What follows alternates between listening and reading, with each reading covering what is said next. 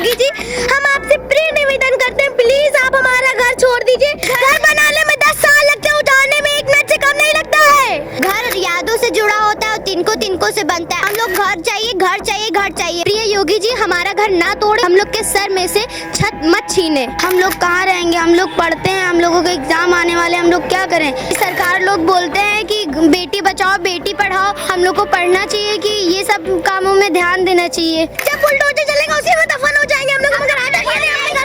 सब कुछ है, डॉक्यूमेंट है, रजिस्ट्री है, डॉक्यूमेंट है, सब कुछ है। मुझे मेरा घर सुरक्षित चाहिए।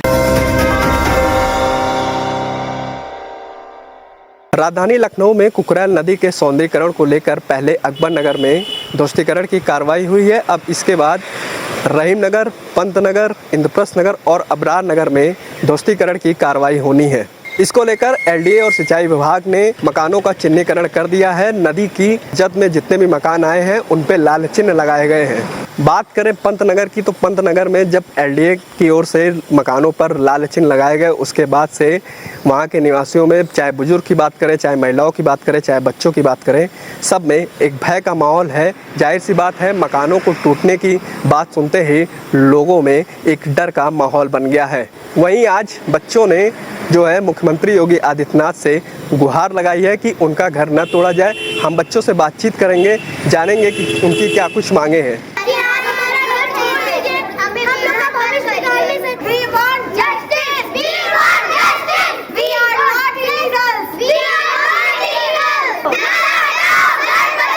My name is Ayush Pratap Singh.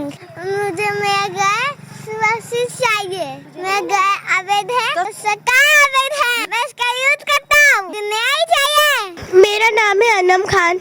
मैं आपसे कृपया और प्रिय निवेदन करती हूँ कि आपसे मेरी कोई दुश्मनी नहीं है, तो इसीलिए मेरा घर आप छोड़ दीजिए। जितना प्यार आप हम बच्चों से करते हैं उतना प्यार हम आपसे करते हैं। योगी जी, हम आपसे प्रिय निवेदन करते हैं, प्लीज आप हमारा घर छोड़ दीजिए।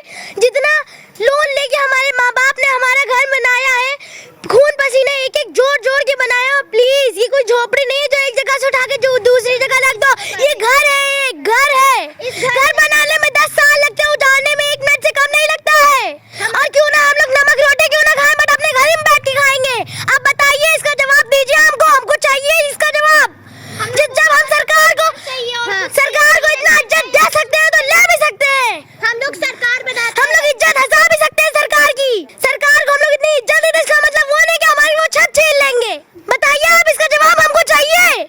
हम ही लोग घर बनाते हैं, हम ही लोग सरकार बनाते हैं और हम ही लोग सरकार को गिरा भी सकते हैं। घर यादों से जुड़ा होता है और तिनको से बनता है, और उस घर को तोड़ने में ज्यादा वक्त नहीं लगता है। और आप ना ही हम लोग को कुछ दे रहे, हमें कुछ नहीं चाहिए आपसे। हम आपसे प्रिय निवेदन करते हैं, हमें कुछ नहीं चाहिए, हमें कुछ नहीं चाहिए। बस आप हमें घर लौटा दीजिए, ना ही हमारे घर को तोड़िए। क्यों उसका पैसा दीजिए, हम लोग नहीं चाहिए। हम लोग घर चाहिए, घर चाहिए, घर चाहिए, बस। हम और कुछ नहीं कहेंगे आपसे।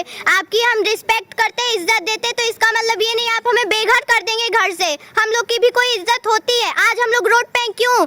इस वजह से ना हम लोग के पेपर आने वाले हैं। आपको हमारा भविष्य बनाने के लिए सोचना चाहिए, तो आप और हमारा भविष्य बिगाड़ रहे क्यों? मैं ये चाहती हूँ कि प्रिय योगी जी, हमारा घर ना तोड़े, हम लोग के सर में से छत मत छीने, क्योंकि हम लोग के पेपर आने वाले हैं। हम लोग अपनी पढ़ाई में ध्यान लगाएं कि इन सब में करें। हम लोग कोई ऐसे वैसे लोग नहीं है जो हम लोग इधर से शिफ्ट कर ले उधर। हम लोग ऐसा नहीं करना चाहते। हम लोग के घर से बहुत यादें जुड़ी। मेरे नाना दादा सब यहाँ पे पले बले हैं, मेरे यही की पैदाइशी है, मेरी माँ बहन सब यही के हैं। तो मैं यही चाहती हूँ कि मेरा घर ना छीना जाए।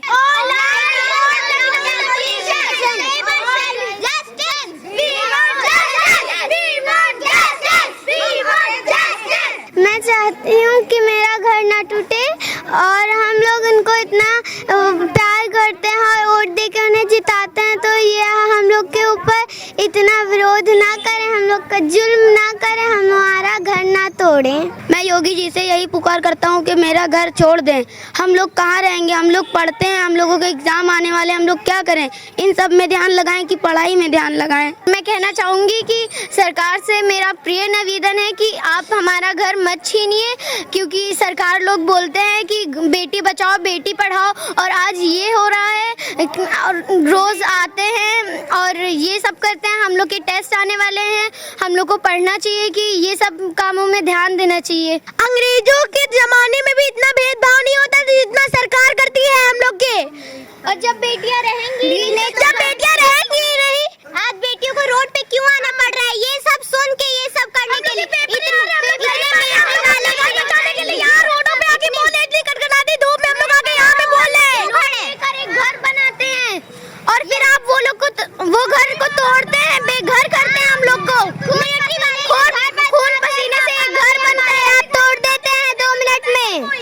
इतने मिलिट्री वाले क्यों हमारा घर तोड़ा जा रहा है? क्यों इन्हें निशान लगाया जा रहा है? तो ये कहा जा रहा है कि हमसे मत पूछिए, सरकार से कीजिए। सरकार ने कहा तो आप बताइए हम लोग क्या करें? हमारे माँ बाप के रोड पे आ रहे हैं, हम लोग रोड पे आएंगे, हम लोग मर जाएंगे लेकिन अपना घर नहीं छोड़ेंगे। मर जाएंगे, उसी घर में दफन हो जाएंगे हम लोग।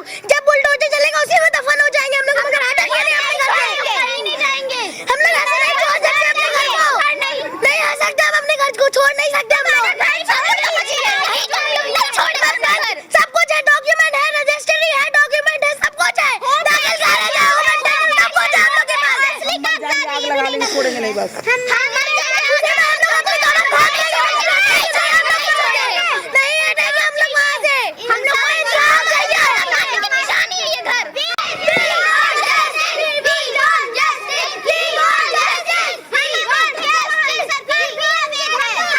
बच्चों से बातचीत की तो उन्होंने मुख्यमंत्री योगी आदित्यनाथ से गुहार लगाई। उनका कहना है कि उनका मकान न तोड़ा जाए, उनका मकान पूरी तरह से वैध है, उनके पास जो है मकानों की रजिस्ट्री है।